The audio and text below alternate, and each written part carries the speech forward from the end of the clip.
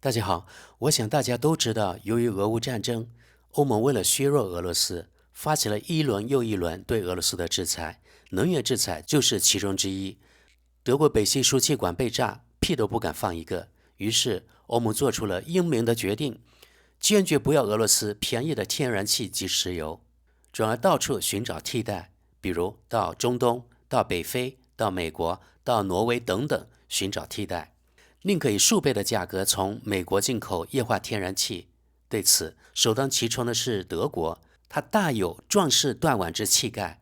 后果大家都看到了，德国能源价格飙升，导致企业倒闭创新高。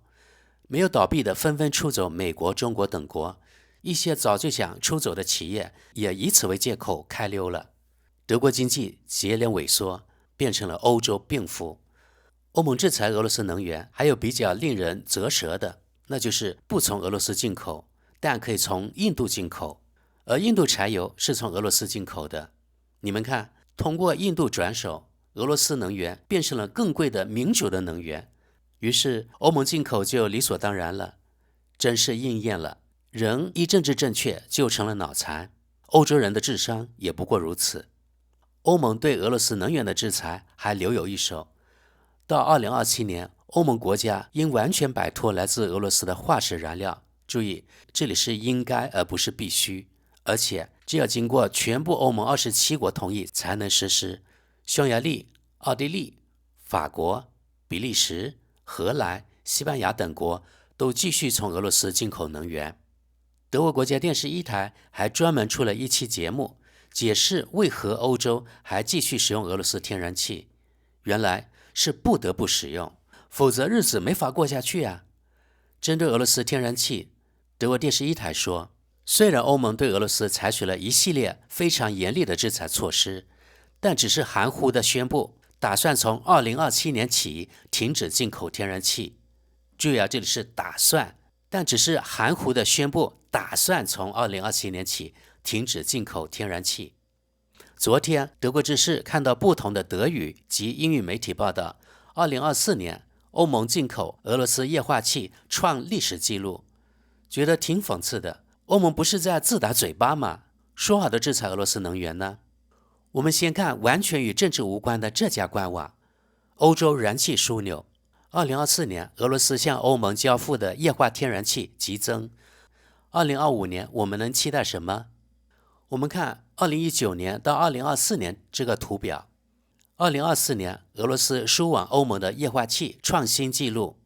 大家看，这是实锤的数据。2024年确实比其他年份都高，甚至呢比俄乌危机之前的年份都高。英国的《金融时报》也报道了，2024年欧盟进口创纪录数量的俄罗斯液化气。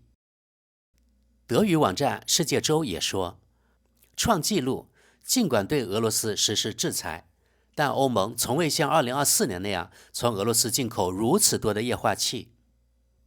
现在我们来看看另一家综合网站 Telepolis 更详细的报道。能源转型回头路，2024年欧盟从俄罗斯进口的天然气增加了。尽管有乌克兰战争，2024年欧盟进口俄罗斯液化气的数量创新高，1650万吨。摆脱普京天然气的独立计划失败了。俄罗斯军队入侵乌克兰后，欧盟宣布了雄心勃勃的目标，到2027年，欧盟国家应完全摆脱来自俄罗斯的化石燃料。然而，欧盟目前距离实现这一目标还很遥远。今年，液化天然气 LNG 的进口量大幅增加，创下历史新高。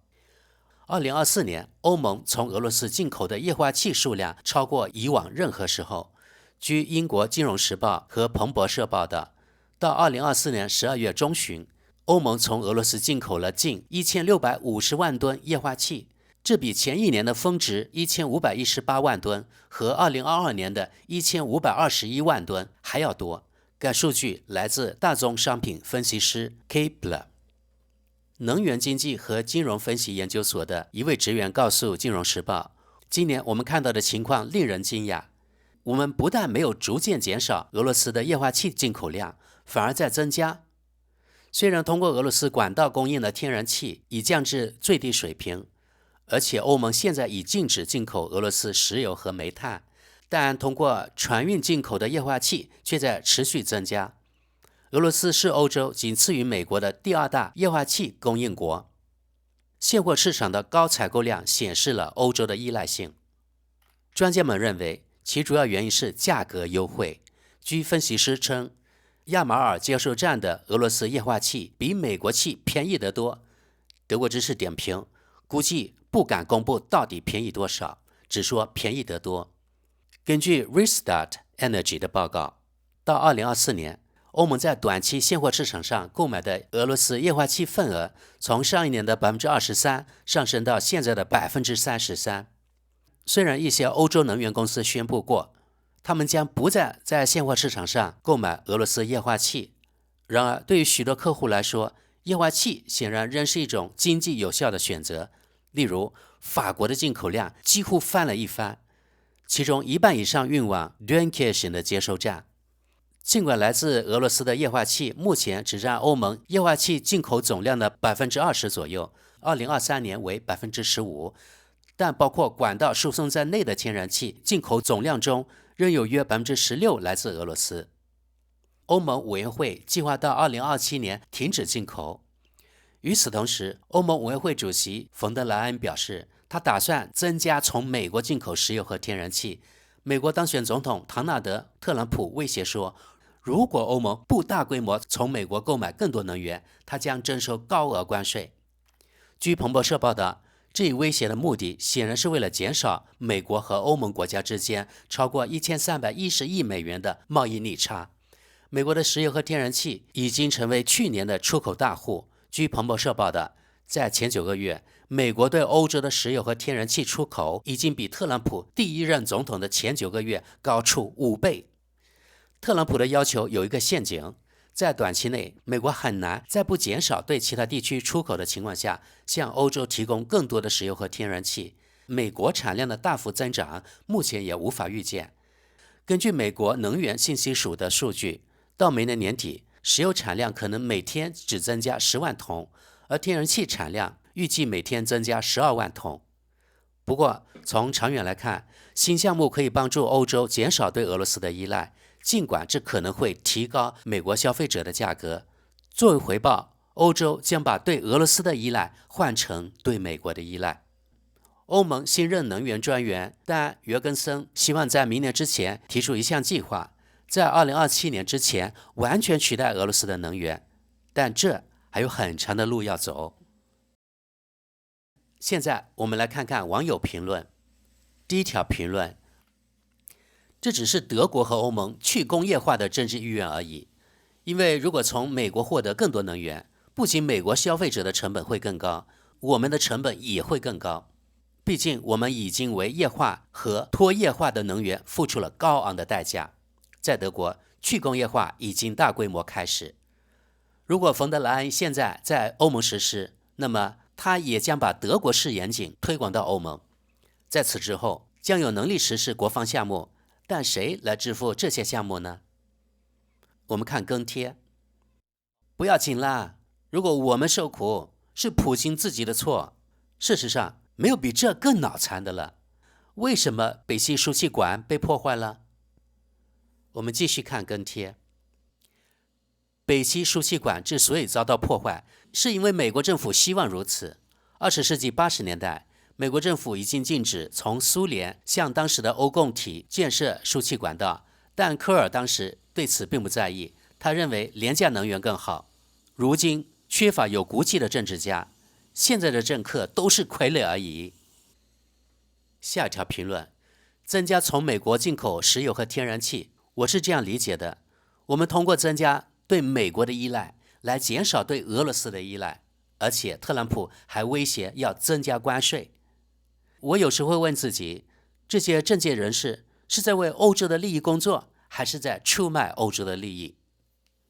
我们看跟帖。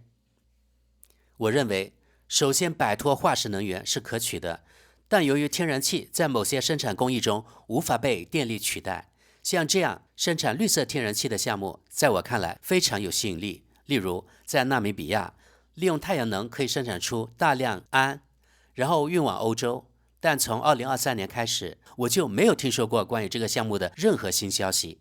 这当然可以减少对美国或俄罗斯的依赖。但我们的想法大概是，如果从美国购买天然气就能换来低关税，但事实证明，美国根本没想过向欧盟提供真正适合替代俄罗斯天然气的廉价天然气，更不用说对环境的影响更大。而且美国似乎根本没有能力生产必要数量的天然气，并供应给其他国家。跨大西洋主义者如果相信这一点，那就大错特错了。我们继续看跟贴，还有更好的，所有这些再加上对消费者来说更高的价格，美国液化天然气比俄罗斯的贵很多。好，我们再看跟贴，在天然气和能源方面，实现独立的神话目前只是愚蠢的空谈。在相当长的一段时间内，德国仍将依赖这些东西。核聚变是唯一能使我们独立的获得能源方式。如果能大量提供廉价电力，那么为工业而生产各种气体和化学物质也将变得轻而易举。我们继续看下条跟贴。你做梦吧，就像比如廉价的电动汽车，因为它们的生产成本很低。我们生活在资本主义之下，无需解释什么才是最重要的。好，我们看下条评论。要是我们当初讹诈普京，他被迫免费送天然气给我们，那么他现在就会破产，而我们就会变得富有。好吧，如果你愚蠢到通过世界贸易禁令让天然气价格暴涨，情况就是这样咯。我们继续往下。因为侵略战争，普京还是少挣钱了。之前普京和他的俄罗斯人过得都不错，虽然比不上沙皇，但也还行。2022年，他自己关闭了天然气管道，然后他炸毁了北溪管道。至少关闭天然气管道的事实证据确凿，丹麦基本上也证明了这一点。CC750就在那里，还有一艘小型潜艇。没关系，他的朋友们说，他可以很容易的把天然气卖给中国，没问题。好吧，如果中国人全盘接受，那他的液化气船为什么还在这里晃悠？合乎逻辑，不是吗？中国甚至干脆拒绝再建一条管道。当然，普京必须给中国人和印度人大打折扣，无论是天然气还是石油。是的，他们也不能无限制的开采，产能不足。而且从中国的角度来看，似乎也不值得新建一条管道。因此，按照这种赤裸裸的逻辑，普京破坏了与欧洲达成的良好协议，将自己交到中国人手中。而且从所有道理上讲，他在中国获得的利益都不如在我们这里获得的利益多。即使他的液化气船可以弥补通过欧洲的管道，但液化也需要成本啊。而支付差价的并不是客户，我们不在乎，否则我们会在市场上其他地方买到更便宜的产品。不，管道输送的差价由供应商支付，因此普京赚的钱比以前少得多。因为2024年后还存在虚假的和平，当时挣的是现在的2倍、3倍。我们继续往下看，减少依赖而非替换依赖。欧盟为什么要把对俄罗斯的能源依赖换成对美国或其他国家如卡塔尔等的依赖？就不能更加独立于天然气吗？欧盟似乎并不太了解热泵。好吧，工业也需要天然气，替代天然气当然更具挑战性，也更耗时。但是仅仅从供暖入手，也不失为一个好主意，更不用说减少二氧化碳排放了。最后，我们来看看世界州的网友评论。第一条评论：欧盟应该代表其公民的利益，而不是那些未经选举产生的布鲁塞尔官僚集团的利益。他过着自己的专制生活，应该为此负责。但谁应该这样做呢？成员国政府非常乐意将任务交给欧盟委员会，而欧盟议会并不是一个真正的监督机构，而只是一个审批机构，其成员只想享受优厚的薪水和福利，其他的就懒得管了。下条评论：就像90年前一样，美国通过乌克兰战争引发经济危机，德国通过俄罗斯摧毁经济，大规模失业问题一触即发。就业焦虑和在吊床上的懒惰的难民形成鲜明对比。无能的政治分散了人民的注意力，使他们成为一切事情的替罪羊，助长了仇恨，就像魏玛共和国末期一样，只不过那个能够释放人民群众愤怒的人还没有出现。我们继续往下，我们生活在一个自相矛盾的泡沫中，简直是疯了。德国的政治帮派允许炸毁北溪输气管道，或者袖手旁观瘫痪，以便购买昂贵的天然气，这都要归功于哈贝克这位一级蠢货的超级经济部长。下一条评论，这就是傲慢、不妥协、愚蠢在西方价值观中的作用。首先通过乌克兰让一切与俄罗斯升级，然后制裁一切。现在将政治和商业上的所有绝唱作为伟大的价值观出售。如果乌克兰从2025年1月起封锁所有能源运输，西欧的价值观世界可能会崩溃，但也许这个场景是一个想要引发一场革命的剧本内容。下一条评论，欧盟的白痴政策正将整个欧洲推向深渊。卡塔尔威胁停止向欧洲供应天然气，卡塔尔不会容忍欧盟在人权问题上的家长式作风。乌克兰也在阻止俄罗斯经过乌克兰向欧洲输送天然气，这就是西方政府到处都是罪犯的后果。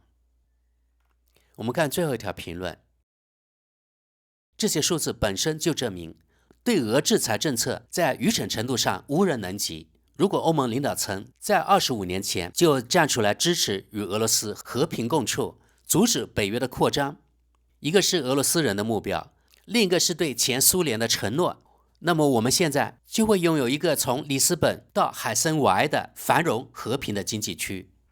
好吧，朋友们，网友们好像比欧洲政客们头脑更清醒，你们怎么看？本期节目就到这里结束了，谢谢大家。